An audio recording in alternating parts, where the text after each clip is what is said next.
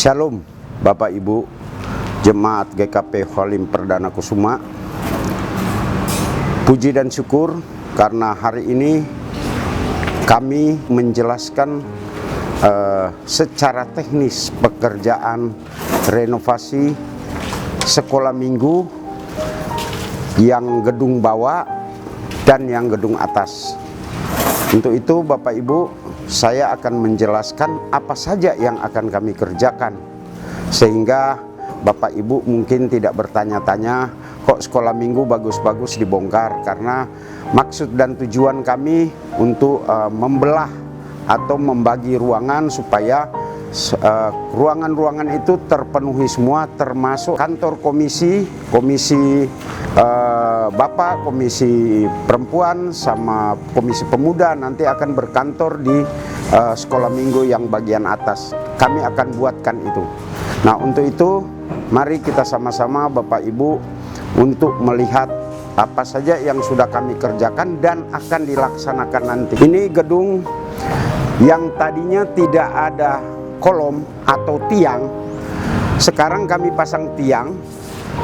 Kami pasang tiang dan di atas itu kami bikin talang air tapi talang air cor, supaya nanti talang air cor ini kami buat supaya nanti bentuk sama dengan gereja sayap kiri bentuknya. Jadi ini memang sengaja Pak Ketua Umum atau Pak Ketum minta supaya bentuknya yang sama dengan gereja. Jadi kita harus profil ini.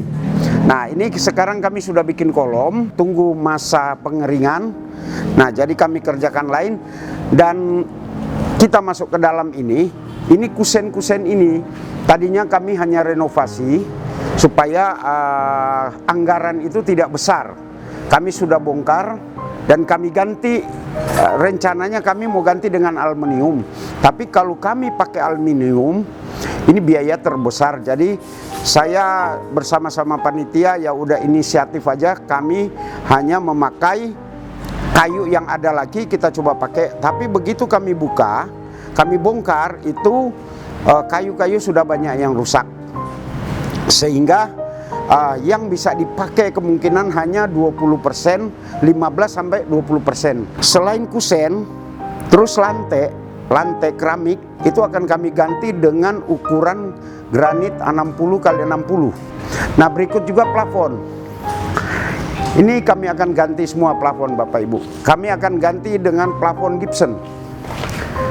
Nah, ini sudah kami lagi bongkar, dan konstruksi di atas ini untuk baja itu masih kayu semua, tapi kami lihat kayunya masih cukup baik. Masih tahan lah kalau mungkin 20-30 tahun. Nah, lihat plafon udah kami bongkar. Nah, di sini awalnya dulu di sini ada sekatan. Ini ada pemisah dulu. Sini ada pemisah antara begitu kita masuk yang ruangan depan, ini ada pemisah. Nah, di tengah situ juga ada pemisah dan ini juga pemisah nih. Nah, kami bongkar, pasang partisi penyekat ruangan yang kedap suara, karena kami tetap akan memakai ini. Kalau bila mana ada pertemuan besar, kita bisa pakai di sini sebagai serbaguna. Nah, tapi kalau cuma kecil atau ada sekolah minggu, ini kami akan tutup. Jadi di sini kita pakai kayak rolling door lah, pintu rolling door. Tapi dia memakai kedap suara. Memang mohon maaf Bapak Ibu, itu anggarannya agak besar sedikit karena dia pakai yang bagus. Ruangan itu ada IT. Kami akan tutup. Tadinya itu jendela kami akan tutup karena ruang IT itu mungkin rawan. Jadi kami akan tutup pakai beton. Hanya kami pakai ventilasi aja, jendela di atas. Nah, di sini kami pakai aluminium dan kaca ini semua. Lihat di sini kami akan menambahkan satu WC lagi. Tadinya WC hanya satu, toilet hanya satu. Sekarang kami tambah satu. Ini lagi dipasang bata, sudah pasang bata semua, tinggal master sama pintu. Karena tadinya kita rencananya di sini akan bikin pintu koboi. Tapi ini khusus perempuan, dua-dua. Nanti kalau untuk kamar mandi laki-laki itu tetap ada di sana. Itu ada tulis toilet. tapi akan kami renovasi. Itu ada toilet, tetap sana laki di sana. Kami menuju ke ruang atas. Bapak Ibu, tadinya kosong. Ini sekarang sudah kami tambahkan ruangan nanti di depan. Ini nanti kita akan bagi 3 ruangan. Nanti sebentar kami lihat ke dalam.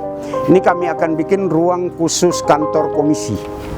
Komisi perempuan, komisi laki, komisi perempuan, dan komisi pemuda. Kami akan bongkar ini. Dan ini bukan kami pakai beton atau paten, nanti kami hanya pakai partisi, setengah partisi.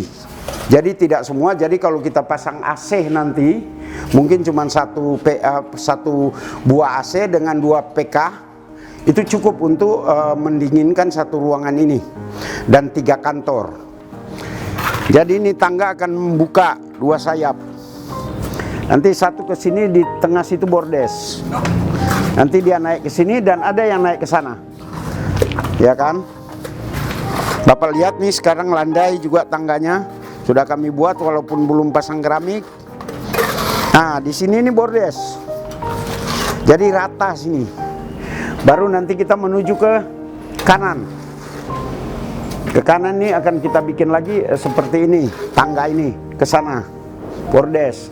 Nah, disinilah yang gedung sekolah minggu yang akan kami renovasi juga. Ini yang kami renovasi dan akan kami ganti kusen semua, karena memang kalau kusen yang sini jelas-jelas sudah rusak, sudah banyak yang busuk. Dan atap yang ini akan kami bongkar, akan kami maju ke depan, kemungkinan akan saya cor. Nah, ini tangga ini akan saya buatkan lagi lebih pendek anak tangganya, karena posisi sekarang anak tangga ini memang agak tinggi. Mungkin saya akan kurangin mungkin sekitar 15 sentian supaya tidak terlalu tinggi untuk anak tangganya.